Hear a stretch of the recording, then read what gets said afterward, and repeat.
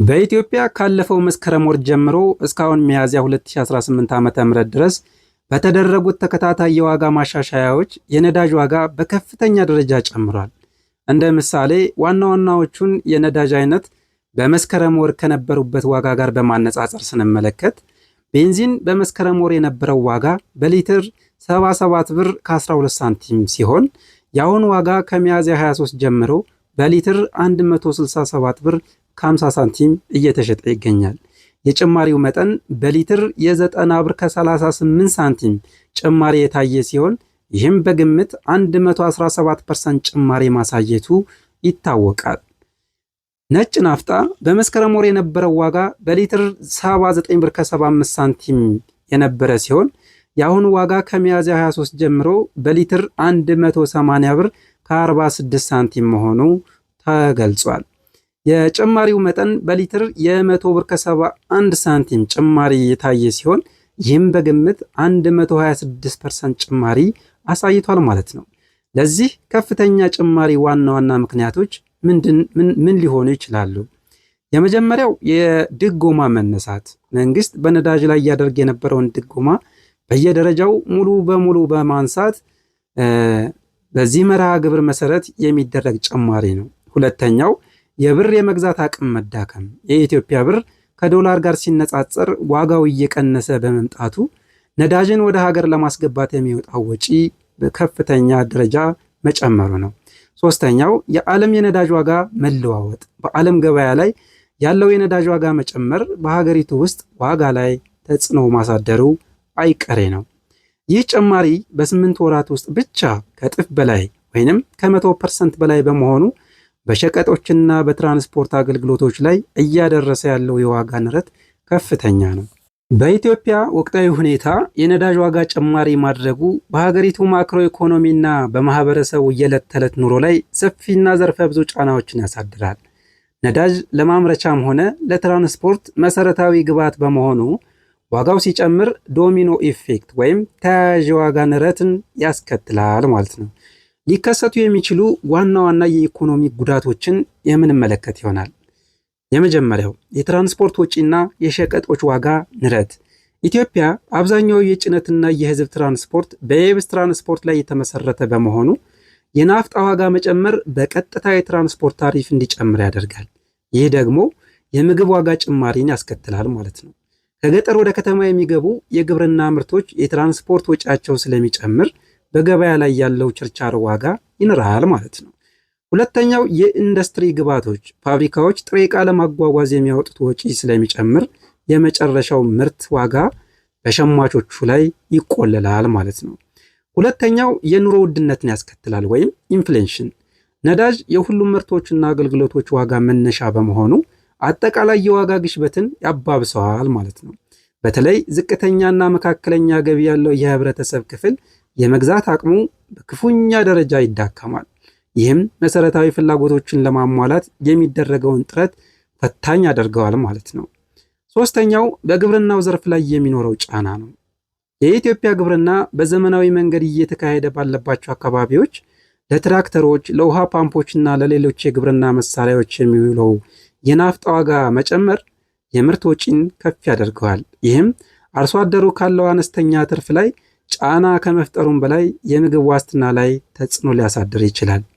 በአራተኛ ደረጃ የንግድና የኢንቨስትመንት መቀዛቀዝን ይፈጥራል። የሥራ ማስኬጃ ወጪዎች በከፍተኛ ደረጃ ይጨምራሉ። የግል ድርጅቶችና አነስተኛ ንግዶች የኤሌክትሪክ ኃይል ሲቋረጥ ለጄኔሬተር የሚጠቀሙት ነዳጅ ዋጋ ሲጨምር የሥራ ማስኬጃ ወጪያቸውን ወይንም ኦፕሬሽናል ኮስት ይጨምርባቸዋል ማለት ነው። ሌላኛው የትርፍ መጠን ይቀንሳል። ወጪያቸው ስለሚጨምር ድርጅቶች ትርፋቸው ይቀንሳል። ይህም አዳዲስ ሰራተኞችን ለመቅጠር ወይም ኢንቨስትመንታቸውን ለማስፋፋት ያላቸውን አቅም ይገድባል ማለት ነው። ሌላኛውና አምስተኛው የማህበራዊ አገልግሎቶች መወደድ። የትምህርት ቤት ባሶች፣ የጤና ተቋማት አምቡላንሶች እና ሌሎች ተንቀሳቃሽ አገልግሎቶች ዋጋቸው ሊጨምር ይችላል። ይህም በተዘዋዋሪ የማህበራዊ ደህንነት ላይ ተጽዕኖ ይኖረዋል። ምንም እንኳ መንግስት የነዳጅ ድጎማን በማንሳት የዓለም ገበያ ዋጋን ለመከተልና የበጀት ጉድለቱን ለመቀነስ ቢሞክርም ጭማሪው በአጭር ጊዜ ውስጥ በዝቅተኛው የህብረተሰብ ክፍል ላይ የሚያሳድረው የኢኮኖሚ ጫና ግን ከፍተኛ ነው። ይህንም ለማቃለል መንግስት የታለመ የትራንስፖርት ድጎማና ሌሎች የድጋፍ እርምጃዎችን አጠናክሮ መቀጠል ግን ይኖርበታል ስንል ሐሳባችንን የምንሰጥ ይሆናል።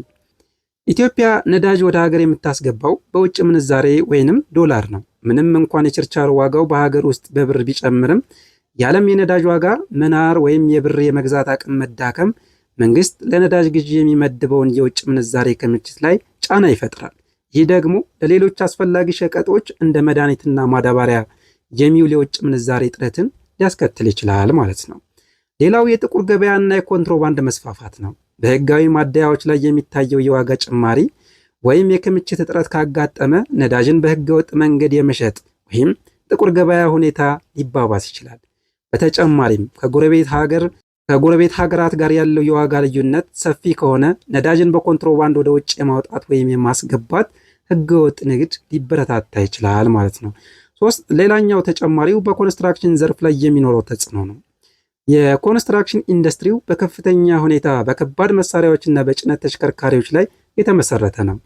የፕሮጀክቶች መጓተት ሊፈጠር ይችላል።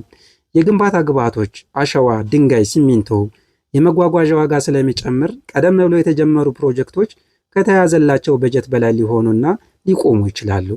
የቤት ኪራይና ሽያጭ የግንባታ ወጪ መጨመር በቀጥታ የአዳዲስ ቤቶችን ዋጋና የቤት ኪራይን ከፍ ያደርገዋል። ሌላኛው በኤሌክትሪክ ኃይል አቅርቦት ላይ የሚኖረው ጫና። የኤሌክትሪክ ኃይል በሚቋረጥበት ወቅት አብዛኞቹ ፋብሪካዎች፣ ሆስፒታሎችና የንግድ ተቋማት በናፍጣ የሚሰሩ ጄኔሬተሮችን ይጠቀማሉ። የነዳጅ ዋጋ መጨመር እነዚህ ተቋማት መደበኛ ስራቸውን ለማከናወን የሚያወጡትን ወጪ በከፍተኛ ሁኔታ ስለሚጨምርባቸው የምርት ጥራትና ቀጣይነት ላይ ችግር ሊፈጥር ይችላል። ይህኛው በጣም አደገኛውና ዋናው ደግሞ የስነ ልቦና ጫናና የዋጋ ግምት ስፔኩሌሽን። አንዳንድ ጊዜ ትክክለኛው የነዳጅ ጭማሪ ከሚያደርሰው ጉዳት ይልቅ የነዳጅ ዋጋ መጨመሩን ተከትሎ ነጋዴዎች የሚፈጥሩት የዋጋ ግምት የከፋ ጉዳት ያደርሳል። ነዳጅን የማይጠቀሙ አገልግሎቶችና ምርቶች እንኳን ነዳጅ ጨምሯል በሚል ሰበብ ዋጋቸው ሊጨምር ይችላል። ሸማቾች የነገውን ዋጋ በመፍራት ሸቀጦችን በብዛት ማከማቸት ሆርዲንግ ሊጀምሩ ይችላሉ። ይህም ሰው ሰራሽ እጥረትን ይፈጥራል ማለት ነው። በቱሪዝም ዘርፍ ላይ የሚኖረው ተጽዕኖ ደግሞ የአውሮፕላን ነዳጅ ዋጋ መጨመር የአገር ውስጥ በረራ ታሪፎችን ከፍ ሊያደርግ ይችላል። ይህ ደግሞ የቱሪስቶቹን እንቅስቃሴ ከመገደቡም በላይ የጉብኝት ጥቅሎችን ወይም ውድ በማድረግ የዘርፉን ተወዳዳሪነት ይቀንሰዋል። መፍትሄ ሊሆኑ የሚችሉ ነጥቦችን በዚሁ ጠቆም አድርገን ለማለፍ ያክል የዲጂታል ክፍያን ማጠናከር፣ በነዳጅ ማደያዎች ላይ የሚታየውን የገንዘብ ዝውውር በዲጂታል መንገድ መቆጣጠር ህገወጥ ንግድን ለመቀነስ ይረዳል። የህዝብ ትራንስፖርትን ማስፋፋት፣ የግል ተሽከርካሪዎችን አጠቃቀም የሚቀንሱ የህዝብ ትራንስፖርት አማራጮችን እንደ ባቡርና ትላልቅ አውቶቡሶች ማጠናከር።